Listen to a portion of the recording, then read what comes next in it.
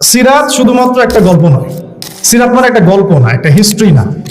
সিরাত মানে একটা সুন্নাহ, সিরাত মানে একটা আদর্শ। সিরাত নবী সাল্লাল্লাহু আলাইহি ওয়াসাল্লামের পবিত্র জীবনী, যা আমাদেরকে দেখিয়ে দিবে, প্র্যাকটিক্যালি দেখাবে, তাত্ত্বিকভাবে না, প্র্যাকটিক্যালি দেখাবে, তাত্ত্বিকভাবে না, যে কিভাবে আল্লাহর জমিনে দিন কায়েম করতে হয়।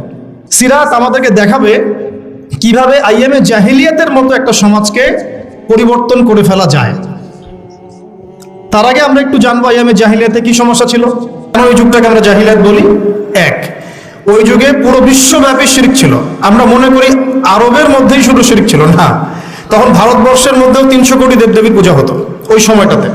1450 বছর আগের কথা বলছি, তারও আগের কথা বলছি।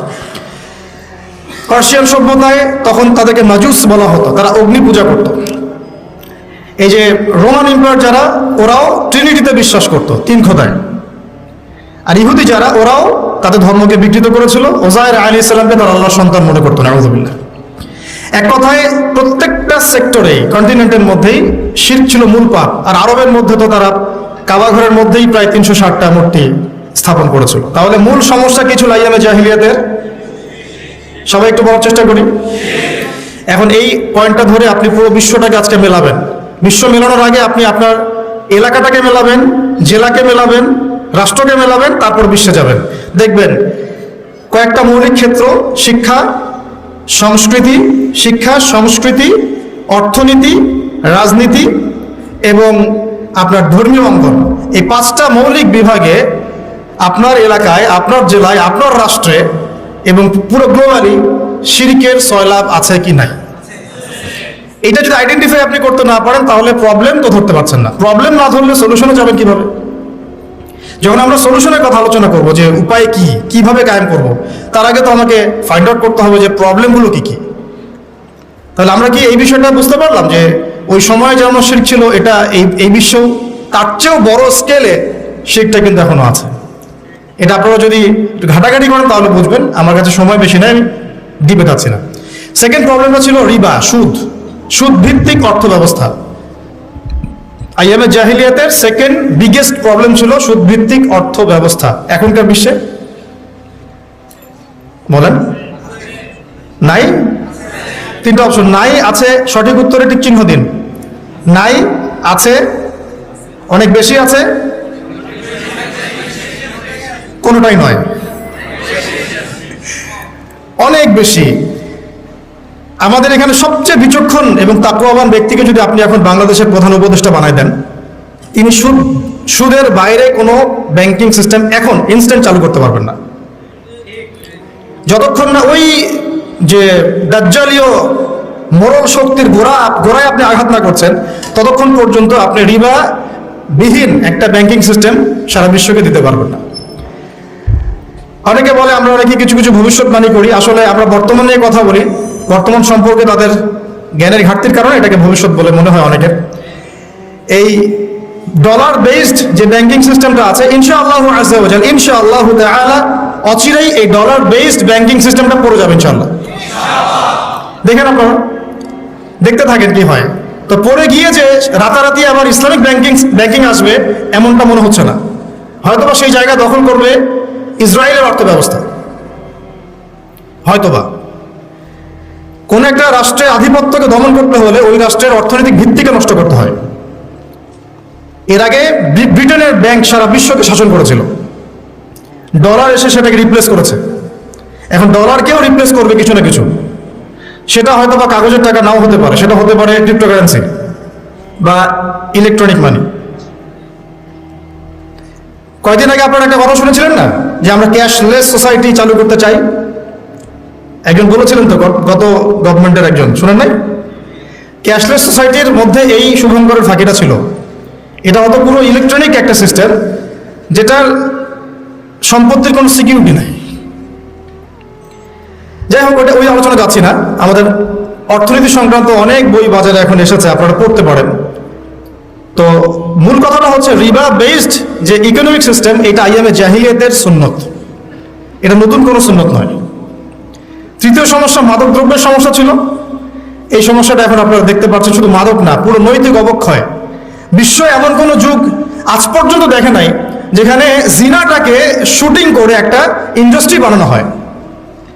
এমন কোনো বিশ্ব আজ পর্যন্ত আসে নাই বিশ্ববাসীর সামনে, এমন কোনো সময় বিশ্ববাসীর সামনে আসেনি মহাকালের ইতিহাসে যে জিনা নোংরা একটা কাজকে শুট করে এটাকে শিল্পের আকৃতি দিয়ে সবার ঘরে ঘরে পৌঁছে দেওয়া হয় ইন্টারনেটের মাধ্যমে।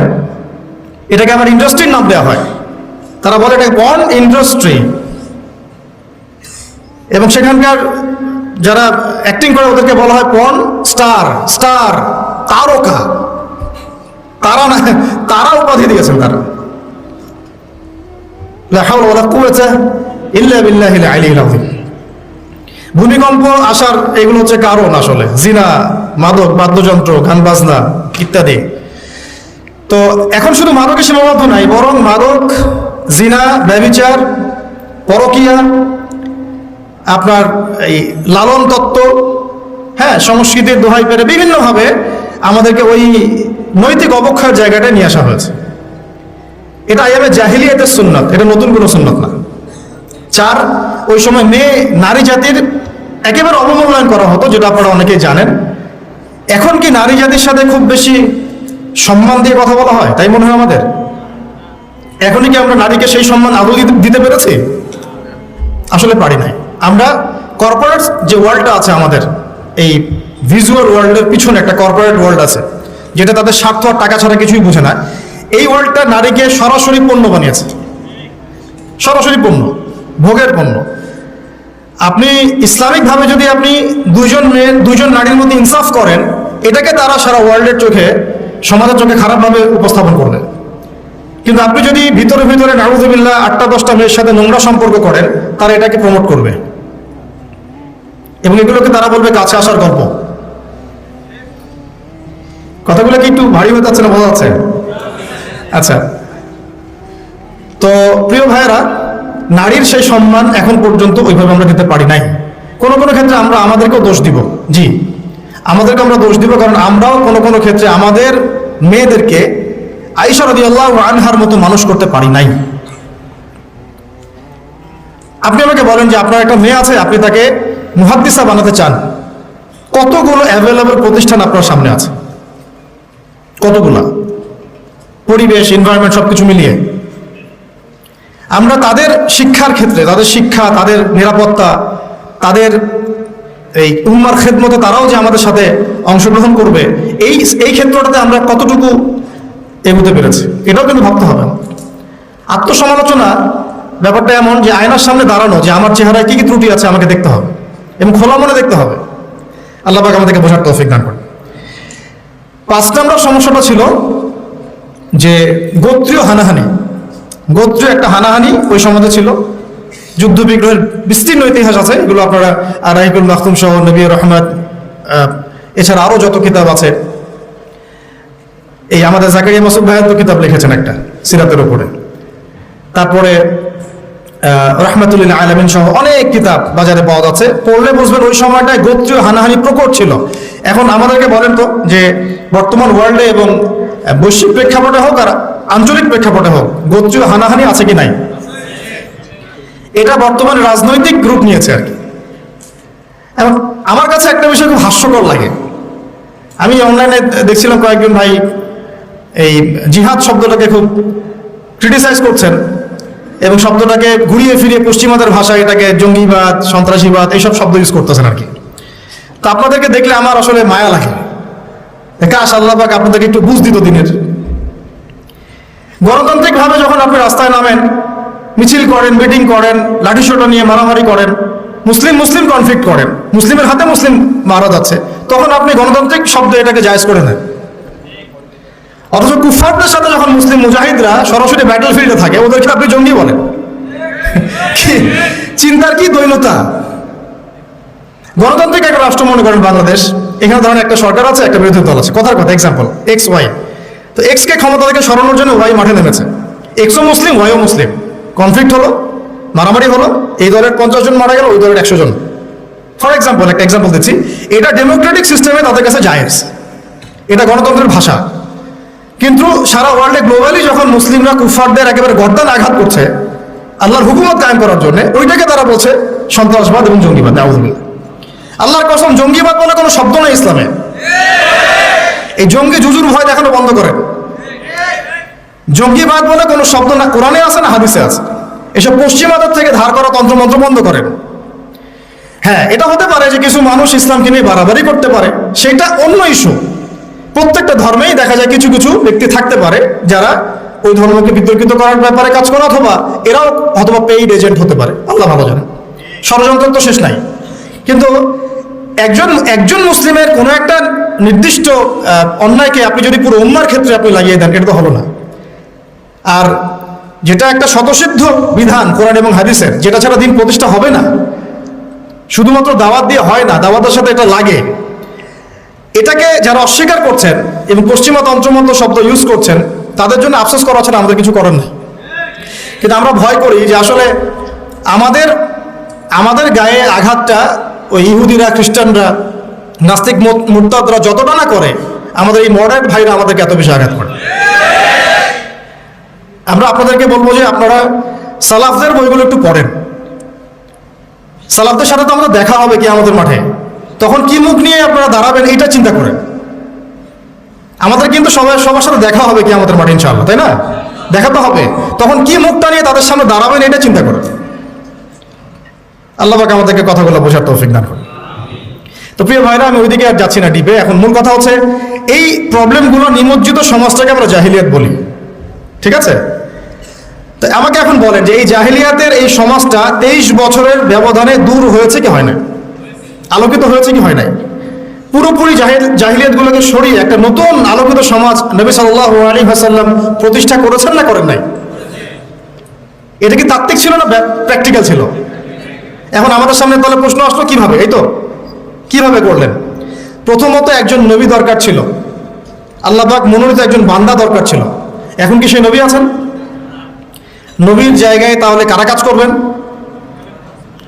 নবীদের উত্তরসূরি কারা? ওলামায়ে কেরাম, মাশাআল্লাহ। এখন ওলামায়ে কেরামদের মধ্যে যারা কাজ করছেন এইসব বিষয় নিয়ে, তাদের সাথে আপনাদের সবার সম্পর্ক আছে কিনা এটা খেয়াল রাখবেন। ওলামায়ে কেরামদের সাথে আপনাদের সম্পর্ক আছে কিনা, তাদের পর্যন্ত আপনারা রিচ করেন কিনা।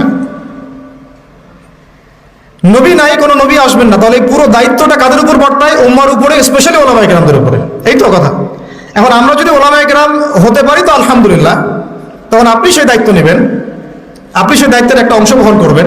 যদি আপনি ওলামায়ে কেরাম হতে না পারেন, অ্যাটলিস্ট আপনি তালেবে ইলম তো হবেন।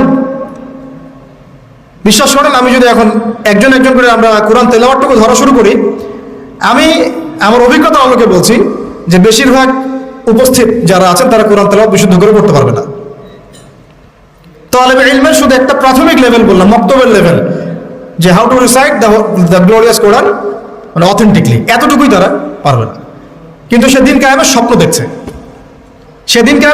দেখছে, দিন নিয়ে কাজ করার ফিকির করছে।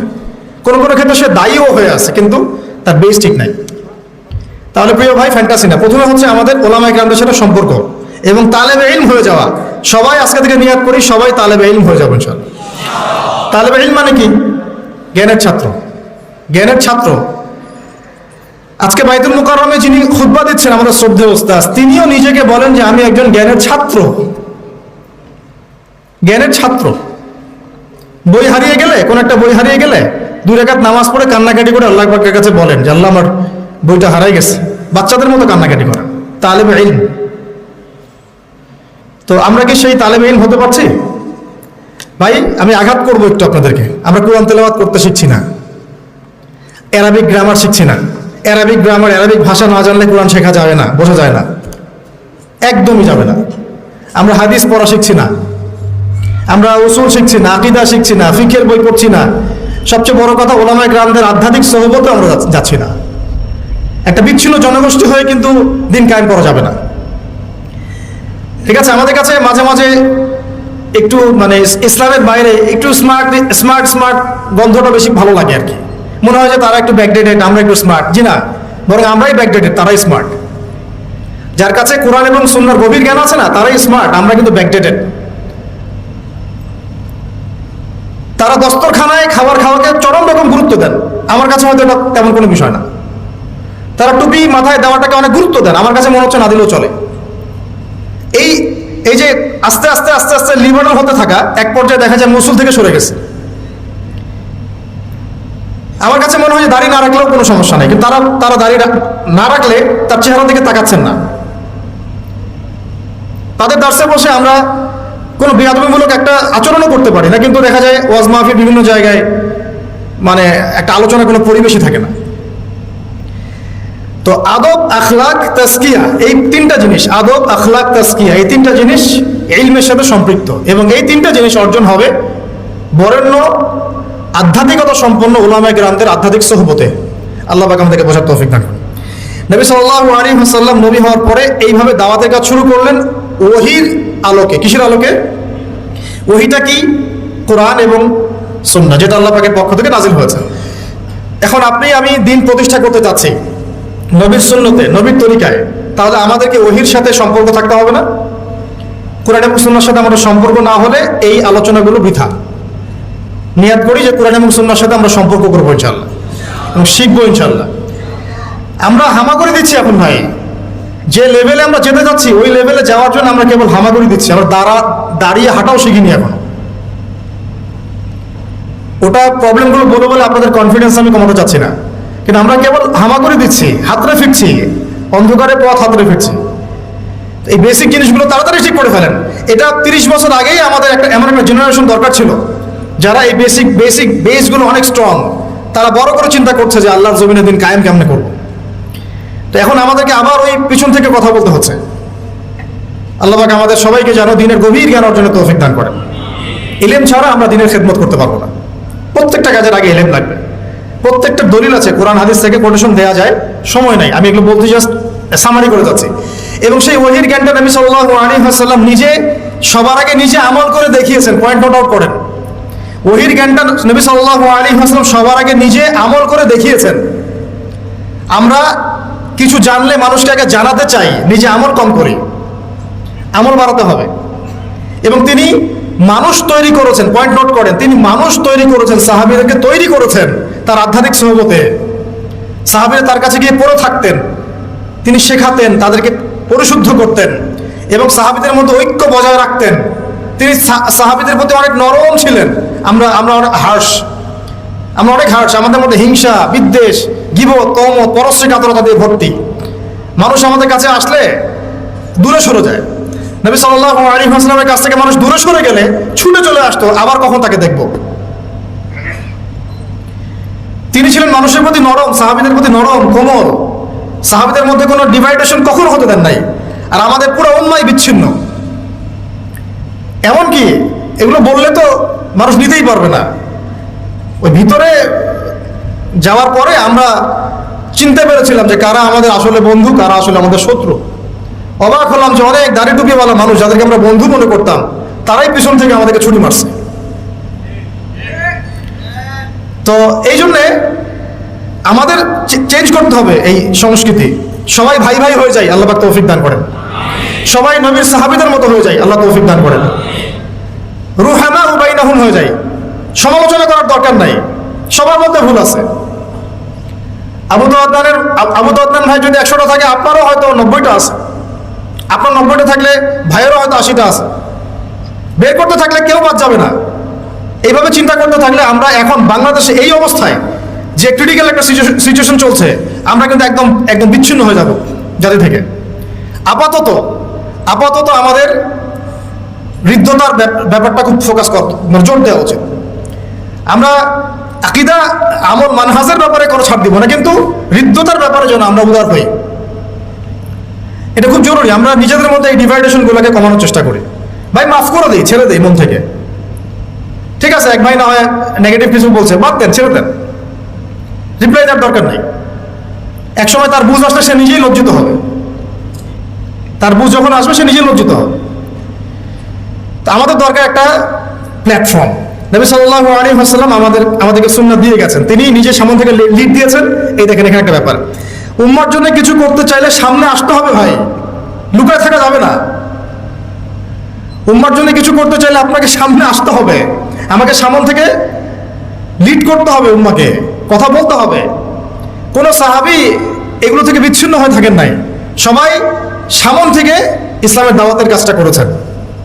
কখনো কৌশল চেঞ্জ করেছেন, সেটা হতে পারে অন্য বিষয়। কখনো হিজরত করেছেন, কখনো সবর করেছেন, কখনো মার খেয়েছেন, বেশিরভাগ সাহাবী সামন থেকে উম্মাহকে নেতৃত্ব দিয়েছেন, প্রয়োজনে মার খেয়েছেন। কাবা ঘরের মধ্যে আবু জেহেলদের মজলিসে গিয়ে আব্দুল্লাহ বিন মাসউদ রাদিয়াল্লাহু আনহু আর রহমান সূরা তেলাওয়াত করে শুনিয়েছেন। বেলাল, সুমাইয়া রাদিয়াল্লাহু আনহুম আজমাইন তাদের নির্যাতনের ঘটনা আপনারা জানেন। তারা পালিয়ে যান নাই সমাজ থেকে, তারা ওই সমাজের থেকেই কাজ করার চেষ্টা করেছেন। তা আমাদেরকে পালিয়ে যাওয়া যাবে না। এখানেই যেহেতু আমরা জন্ম নিয়েছি, এখানে হয়তো আমাদেরকে মরতে হবে, এখানেই আমাদের লড়াইটা কিন্তু এখানেই। সবাই কিন্তু সব জায়গায় চলে যেতে পারবেন না, সবার সেই সুযোগ হবে না।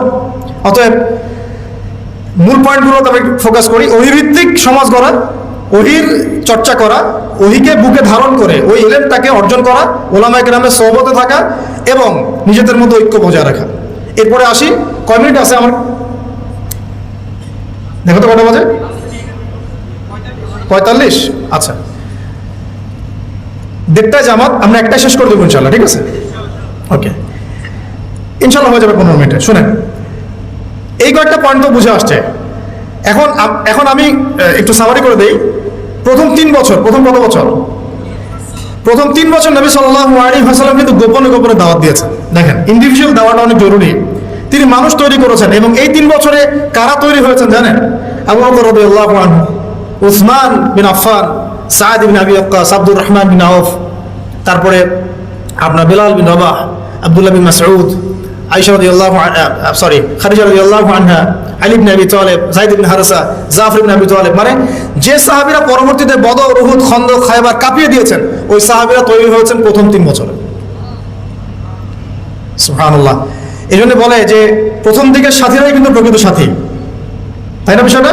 পরে যখন দেখবেন যে আমাদের অবস্থা ভালো, আমাদের কিছু ভাই যদি 40-50টা আসন পেয়ে যায় সামনে আর কি, তখন দেখবেন যে অনেকেই তাদের কাছে যাওয়া শুরু করবে, তাই না বিষয়টা? এবং তারা মনে করবে যে আমরা তো দিন কায়েম করে ফেলছি। দেখেন, দিন কায়েম হবে তখনই যখন আল্লাহ পাকের যে কোরআন সুন্নাহ ভিত্তিক যে ওহির বিধানটা, এই বিধানটা যখন আল্লাহর জমিনে প্রতিষ্ঠিত হবে, তখনই কেবলমাত্র দিন কায়েম হবে। তার আগ পর্যন্ত হ্যাঁ আপনি বলতে পারেন যে হ্যাঁ আমি আগের চেয়ে একটু ভালো আছি, আগের চেয়ে একটু ভালো থাকলেও অসুবিধার কিছু নাই। যদি ওইটা দিয়ে ইসলামের কিছু খেদমত করতে পারেন তাও ভালো, কিন্তু আপনার টার্গেটটা থাকতে হবে পরিপূর্ণ শরিয়া কায়েম করা। কিন্তু টার্গেট তো আমাদের আছে একটা, কিন্তু এই টার্গেট তো হুট করে অ্যাচিভ করা যাবে না।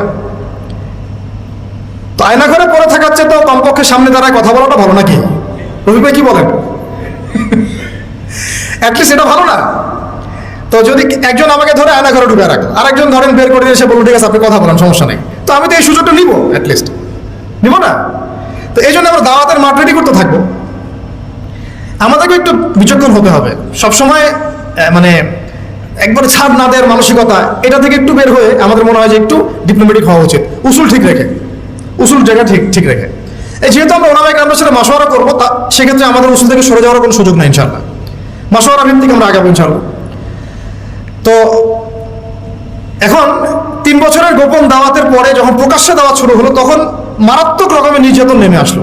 ওই নির্যাতনের সময় কিন্তু নবী সাল্লাল্লাহু আলাইহি ওয়াসাল্লাম সাহাবীদেরকে অস্ত্র দিয়ে প্রতিবাদ করতে বলেন নাই, বরং সবর করতে বলেছেন।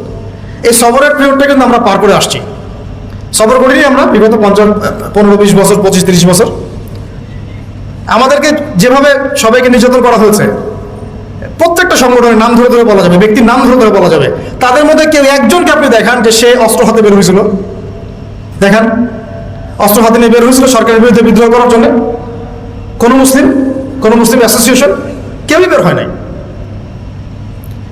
তাহলে আপনারা পশ্চিমাদের শেখানো শব্দটাকে কিভাবে আমাদের সাথে জুড়ে দিচ্ছেন?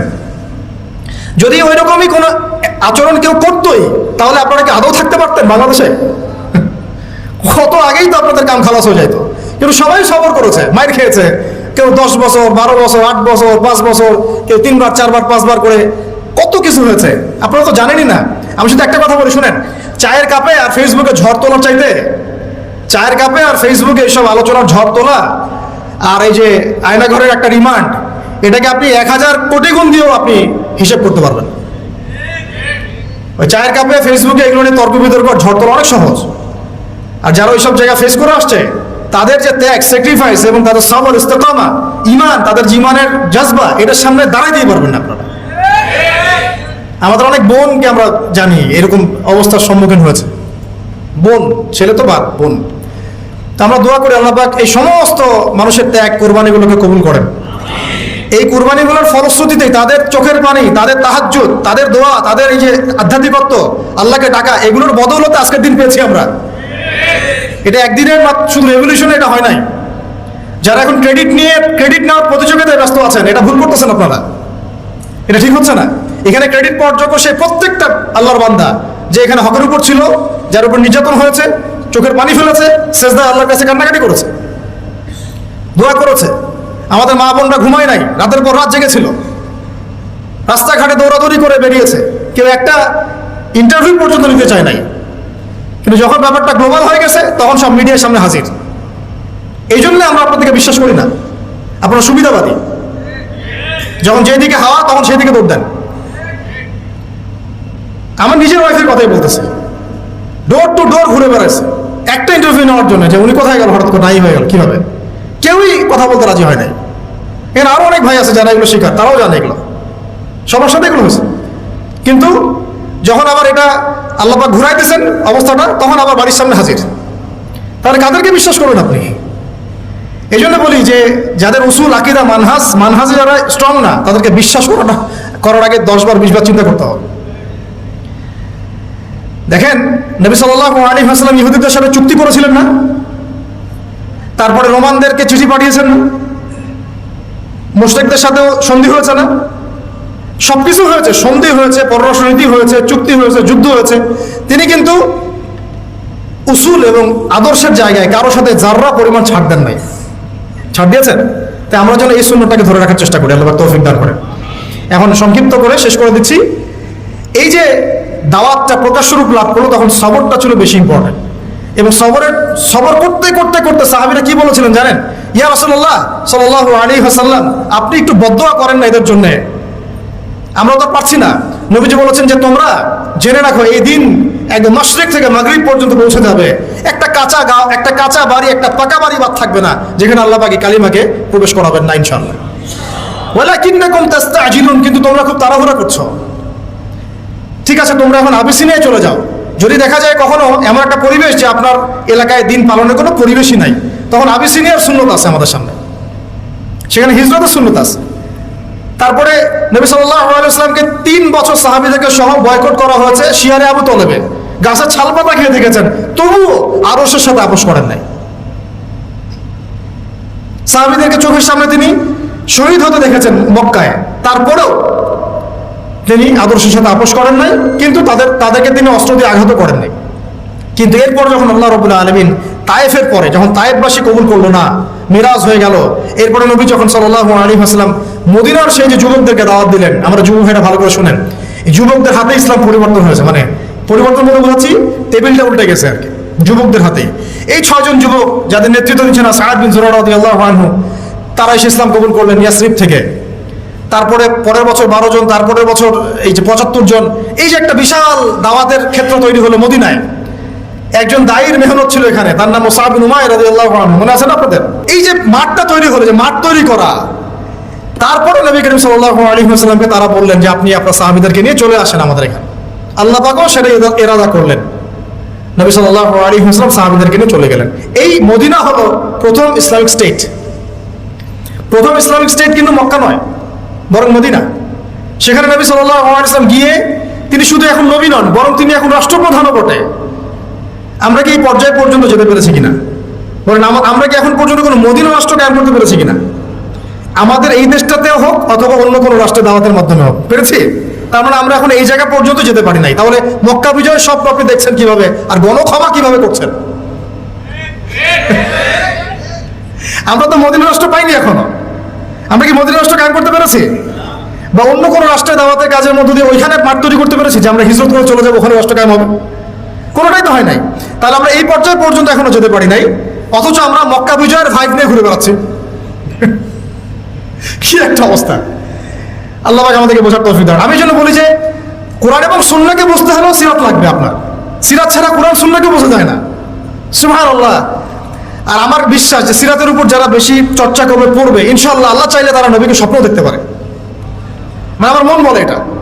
এটা কোনো দলিল ভিত্তিক কথা বললাম না, অনেক ওলামা একরাম বলেছেন আমাদেরকে। আমি জিজ্ঞাসা করেছিলাম যে ওস্তাদ, আমাদের নবী সাল্লাল্লাহু আলাইহি ওয়াসাল্লামের স্বপ্ন দেখার কোনো খাস আমল আছে নাকি? তো কেউ তেমন কোনো খাস আমল বলতে পারে না। একজন ওস্তাদ খালি বললেন যে রাত্রে ঘুমানোর সময় অ্যাটলিস্ট 10 পৃষ্ঠা সিরাত পড়ে ঘুমাও, দেখি কি হয়। তার মানে উনি হয়তো দেখেছেন, উনি বলেন না। সিরাত ছাড়া ভাই আমরা দিন প্রতিষ্ঠার প্যাটার্নগুলো বুঝবো না। প্রত্যেকটা কাজের একটা প্যাটার্ন থাকে, একটা পদ্ধতি থাকে, অজু করার একটা সিস্টেম আছে, নামাজের একটা নিয়ম আছে, দিন প্রতিষ্ঠারও নিয়ম আছে। এখন দেখেন দাওয়াতের মধ্য দিয়ে মদিনা রাষ্ট্র কায়েম হয়ে গেল। ওখানে কিন্তু নবীজি এখন শুধুমাত্র নবী নন, তিনি নবীও বটে, রাষ্ট্রপ্রধানও বটে, তাদের আমিরও বটে। তাহলে এখানে আমির হলো নবী, রাষ্ট্রপ্রধান এবং আমির, ইমারা হয়ে গেল ইমারা, এবং জামা হলো একটা জামা। বুঝতে পারছি কি? জামাত ইসলাম না রে ভাই, এটা আবার জামা মানে একটা কি বলবো ভাই, হ্যাঁ ঐক্যবদ্ধ একটা প্ল্যাটফর্ম। এবং দেখেন একজন আমির কিন্তু আবার আলাদা আলাদা না, একজন আমির এই একটা জামা, এবং সবাই হচ্ছে মামুর মানে যারা আমিরকে ফলো করে। এখানে আছে সাম ওয়া তাআ, মানে নবী যা বলবেন তারা শুনবেন এবং আনুগত্য করবেন। এইরকম একটা সিস্টেম কিন্তু আমরা এখন আমাদের দেশে করতে পারি নাই। সবাই আলাদা আলাদাভাবে কাজ করতেছি, ঠিক আছে, কাজ হতে থাক, কিন্তু সমন্বয় জরুরি। সমন্বয় না হলে বৃহত্তর ঐক্য হবে না। আর বৃহত্তর ঐক্যের জায়গাটাতে আমাদেরকে একটু ছাড় দিতে হবে, একটু হলেও ছাড় দিতে হবে। কারণ এখন তো আর সাহাবীদের যুগ না রে ভাই। সাহাবীরা যেভাবে সব শক্তভাবে পালন করতেন, আমল করতেন, এরকম মানুষ এখন নাই তো। আর আপনি যদি ওই যে হামিম যদি আমাকে বলে যে ভাই আপনার মধ্যে সাহাবীদের সব খাসলত পাওয়া যাচ্ছে না, যাবে না, এটাই তো স্বাভাবিক। কারণ আমরা তো সাহাবীদের যুগ থেকে 1400 বছর পরের মানুষ। এই হাদিসটা আপনারা জানেন কিনা, মাঝখানে অনেক লম্বা হয়ে যাচ্ছে কিনা, এই ফয়জুল কালাম বইয়ের মধ্যে আছে। নবীজি বলেছেন সাল্লাল্লাহু আলাইহি ওয়াসাল্লাম যে তোমরা এমন একটা যুগে আছো আমার সাহাবীরা, শুনেন, তোমরা এমন একটা যুগে আছো হে আমার সাহাবীরা, তোমরা যদি ইসলামের 1/10 ছেড়ে দাও তোমরা ধ্বংস হয়ে যাবে। কিন্তু তোমাদের পরে এমন একটা যুগ আসবে যে যুগে যদি কেউ ইসলামের 1/10 উপরেও থাকে সে সফল হয়ে যাবে। মানে আমরা তো এখন ওই যুগে আছি। 10% ধরে রাখতে পারলেও ইনশাল্লাহ আপনি সফল হবেন। তো এরপরে মদিনা রাষ্ট্র কায়েম হলো। দেখেন রাষ্ট্র কায়েম করার পরে কাজ কি, এখন আমাদের দায়িত্বশীল যারা এখন আছেন প্রেজেন্ট, তাদেরকে একটু বোঝান একটু রাষ্ট্র পাওয়ার পরে কাজ কি, নবীজি কি করেছেন রাষ্ট্র পাওয়ার পরে। আগে তিনি মসজিদে নববী নির্মাণ করেছেন।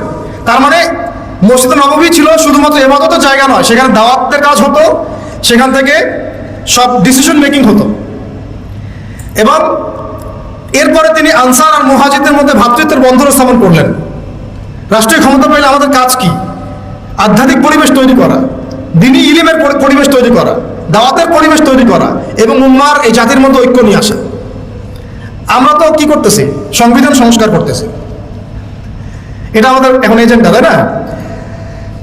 এই পলিসিতে, যে পলিসিতে আপনারা আগাচ্ছেন, এই পলিসিতে যদি সংবিধানকে 10-12 সংশোধন করেন, আপনারা নাকি ইসলামিক সংবিধান তো বানাবেন না। বানাবেন?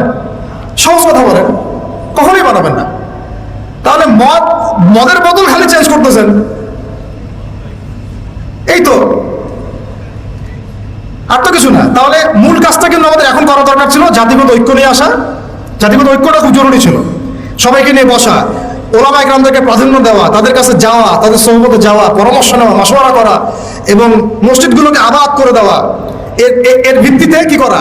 দ্বীনের ইলমের দাওয়াতটা ছড়ানো, প্রকৃত ইসলামের দাওয়াতটা ছড়ানো, এটা ছিল কাজ। এর সাথে নবী সাল্লাল্লাহু আলাইহি ওয়াসাল্লাম কি করেছেন? ভ্রাতৃত্বের বন্ধন স্থাপন করেছেন, সামরিক বাহিনী শক্তিশালী করেছেন। দেশটা এখন নাজুক অবস্থা, সামরিক বাহিনীগুলোকে খুব শক্তিশালী করা দরকার ছিল এখন। তারপরে তিনি ওই সময় সারিয়া অভিযানগুলো শুরু করলেন, দেশের নিরাপত্তার স্বার্থে সারিয়া অভিযানগুলো শুরু করলেন। সারিয়া আর গাজওয়া এক না, কিন্তু সারিয়া মানুষ যেখানে নবী সাল্লাল্লাহু আলাইহি ওয়াসাল্লাম নিজে যান নাই, অন্য সাহাবীকে আমির করে পাঠিয়েছেন। গাজওয়া হচ্ছিল, এবং অর্থনৈতিক ভিত্তিটা তারা শক্ত করলেন। মদিনা রাষ্ট্র পাওয়ার পর তারা কি করলেন দেখেন, আধ্যাত্মিক বিষয়টার দিকে খেয়াল করলেন, মসজিদ নির্মাণ করলেন, ভ্রাতৃত্বের বন্ধন স্থাপন করলেন, অর্থনৈতিক ভিত্তি শক্ত করলেন, সারিয়া অভিযানগুলো চালানো শুরু করলেন, পররাষ্ট্রনীতি অ্যাপ্লাই করলেন, এবং ওই দেশের অভ্যন্তরে যে অমুসলিমরা ছিল, যেমন ইহুদি বা অন্য যারা, তাদের সাথে একটা কিন্তু চুক্তি হলো, সনদ হলো। তো আমাদের এই কাজগুলো কিন্তু সব পারফেক্টলি হয় নাই, হচ্ছে না। এরপরে আস্তে আস্তে আবু সুফিয়ানের কাফেলাকে আক্রমণ করাকে কেন্দ্র করে বদরের যুদ্ধ হয়ে গেল। এই যে বদরের যুদ্ধ হলো, এখান থেকে আর আমরা পিছনের দিকে ফিরে তাকাই নাই কখনো। তাহলে এখানে দেখেন, সিরাত থেকে শুধু দাওয়াতের মধ্য দিয়ে কিন্তু মক্কা বিজয় পর্যন্ত আসে নাই। বদর আমাদেরকে চোখে আঙ্গুল দিয়ে দেখা দিচ্ছে, বদর, যে শুধুমাত্র দাওয়াতের ভিত্তিতে কিন্তু মক্কা বিজয় পর্যন্ত সিরাত আসে নাই। এই বদরের সিঁড়িগুলো পার হতে হয়েছে। বদরের পরে উহুদ, তারপরে খন্দক, তারপরে আপনার ওই যে হুদাইবিয়া, আরো কত যুদ্ধ হয়েছে মাঝখানে। হুদাইবিয়া সন্ধির আগেও হয়েছে, পরেও হয়েছে, তারপরে খাইবার, হ্যাঁ, তারপরে তাবুক, তায়েফ, হুনাইন, কতগুলো। এই সিঁড়িগুলো পার হয়ে হয়ে হয়ে শেষ পর্যন্ত গিয়ে মক্কা বিজয়টা হয়েছে। তাহলে আমরা একদম স্পষ্ট বুঝতে পারলাম শুধুমাত্র দাওয়াতের ভিত্তিতে মক্কা বিজয়টা হয় না। আল্লাহ পুরো জাজিরাতুল আরবের মধ্যে ইসলামটা শুধু দাওয়াতের ভিত্তিতে প্রতিষ্ঠা হয়নি। এর সাথে লেগেছে ইলমের চর্চা, বেশি বেশি আমল, হালাল খাওয়া, তাজকিয়া অর্জন করা, নবীর সহবত, তারপরে হালাল ইকোনমি, হ্যাঁ, একটা রাষ্ট্রীয় ব্যবস্থা, পররাষ্ট্রনীতি, কখনো সন্ধি, কখনো কূটনৈতিক তৎপরতা, কখনো দাওয়াত, কখনো জিহাদ, সব কিছু মিলায়ে মক্কা বিজয় হয়েছে। তাহলে সিরাতের এই পুরো বিষয়টার কতটুকু অংশ আমরা আসলে বাস্তবায়ন করতে পারছি, এটা আমাদেরকে ভাবতে হবে। আপনারা সব ইন্টেলেকচুয়াল অডিয়েন্স, আপনারা এটা নিয়ে ভাববেন, ফিকির করবেন, নিজেরা পড়াশোনা করবেন, এবং আমাদের যদি কোনো ভুল হয় আমাদেরকে সংশোধন করে দিবেন ইনশাআল্লাহ। আল্লাহ পাক আমাদের সবাইকে সিরাতের সুন্নতে আল্লাহর জমিনে দিন কায়েমের তৌফিক দান করেন। আবারও দোয়া করি আল্লাহ পাক যেন সিরাতের সুন্নতে আল্লাহ পাক আমাদেরকে আল্লাহর জমিনে তার দিন কায়েম করার তৌফিক দান করেন। আল্লাহ পাক সেই রকম আমাদেরকে ইমারত দান করেন, আমি সেরকম মামুর দান করেন, সেরকম সামি'না ওয়া আতা'নার মতো আমাদের মানসিকতা দান করেন। আল্লাহ পাক আমাদেরকে ওই ইলমগুলো অর্জন করার তৌফিক দান করেন, ইলমের সেই গভীরতা যাওয়ার তৌফিক দান করেন, বেশি বেশি আমল করার তৌফিক দান করেন, সাহাবী ওয়ালা জিন্দেগি যাপন করার তৌফিক দান করেন, সাহাবী ওয়ালা জিন্দেগি যাপন করার তৌফিক দান করেন। এবং ইসলামের জন্য তারা যেভাবে তাদের জান, মাল, সময়, শ্রম উজাড় করে দিয়েছেন, ওইভাবে আমাদেরকেও দিনের জন্য কাজ করার তৌফিক দান করেন। সবচেয়ে বড় কথা, আল্লাহ পাক আমরা সবাইকে যেন একটা বৃহত্তর ঐক্যের প্ল্যাটফর্ম দান করেন। আমরা আশাবাদী ইনশাল্লাহ, আমরা স্বপ্ন দেখব, স্বপ্নই আমাদেরকে ইনশাল্লাহ বাস্তবের রূপ দেখাবে এক সময় না এক সময়। অনেক ভালো কাজ হচ্ছে মাশাআল্লাহ, প্রত্যেকটা জেলায় জেলায় খুব ভালো কাজ হচ্ছে। আমি চাচ্ছি, মন থেকে আমার দোয়া এবং চাওয়া, সবগুলো কাজগুলোকে একটা সমন্বয় করা, অ্যাটলিস্ট আকীদা, আমল এবং মানহাজ, এই উসুলের মানদণ্ডে। বাকি কিছু বিষয় আমাদের মধ্যে ইখতিলাফ আছে, থাকবে, আমি জানি। কোনোদিন আপনি বাংলাদেশের সবাইকে একটা জায়গায় আনতে পারবেন না, এটা ইম্পসিবল। অ্যাটলিস্ট তারপরেও একটা হৃদ্যতাপূর্ণ সম্পর্ক রাখা, দূরত্বগুলোকে কমায় নিয়ে আসা। শেষ করার আগে একদম লাস্টে 1 মিনিট আমি একটা কথা বলে শেষ করে দিব। একটা হাদিস খালি বলবো। নবী সাল্লাল্লাহু আলাইহি ওয়াসাল্লাম বলেছেন সাল্লাল্লাহু আলাইহি ওয়াসাল্লাম যে কাতার সোজা করো, মিলে মিলে দাঁড়াও, মাঝখানে দূরত্বগুলোকে বন্ধ করো, কাঁধে কাঁধ মিলে মিলে দাঁড়াও। তোমরা যদি এভাবে মিলে মিলে না দাঁড়াও, একে অপরের সাথে মিলে মিলে না দাঁড়াও, তাহলে আল্লাহ রাব্বুল আলামিন তোমাদের হৃদয়গুলোর মধ্যে দূরত্ব সৃষ্টি করে দিবে। আমাদের নামাজের কাতার ঠিক নাই, আমাদের হৃদয়ের অবস্থাও ঠিক নাই। আল্লাহ পাক আমাদেরকে নামাজের কাতারও যেমন সীসা ঢালা প্রাচীরের মতো করার তৌফিক দান করেন, আমাদের মনগুলোকে আল্লাহ পাক জুড়ে দেন। আমি একটা দোয়া করছি, আপনারা আমিন বলবেন। আল্লাহুম্মা আল্লিফ বাইনা কুলুবিনা, আমিন, ওয়া আসলিহ যাতা বাইনানা, ওয়াহদিনা সুবুলাস সালাম, ওয়া নাজ্জিনা মিনাজ যুলুমাতি ইলান নূর, ওয়া জান্নিবনা আল ফাওয়াহিশা মা যাহারা মিনহা ওয়া মা বাতান। আল্লাহুম্মা বারিক লানা ফি আসমা'িনা ওয়া আবসারিনা ওয়া কুলুবিনা ওয়া আমালিনা ওয়া আজওয়াজিনা ওয়া যুররিয়াতিনা ওয়া তুব আলাইনা ইন্নাকা আনতাত তাওয়াবুর রহিম। اللهم ثبت أقدامنا وانصرنا على القوم الكافرين. اللهم لعن الكفرة الذين يصدون عن سبيلك ويكذبون رسلك ويقاتلون أولياءك. اللهم أنزل عليهم بأسك الذي لا ترده عن القوم المجرمين. آمين يا رب العالمين. اللهم صل وسلم على نبينا محمد وعلى آله وصحبه أجمعين. أقول قولي هذا أستغفر الله لي ولكم ولسائر المسلمين. بارك الله لنا ولكم بالآية الحكيم. إنه تعالى جواد كريم والرؤوف الرحيم. سبحانك اللهم وبحمدك أشهد أن لا إله إلا أنت أستغفرك وأتوب إليك. السلام عليكم ورحمة الله وبركاته.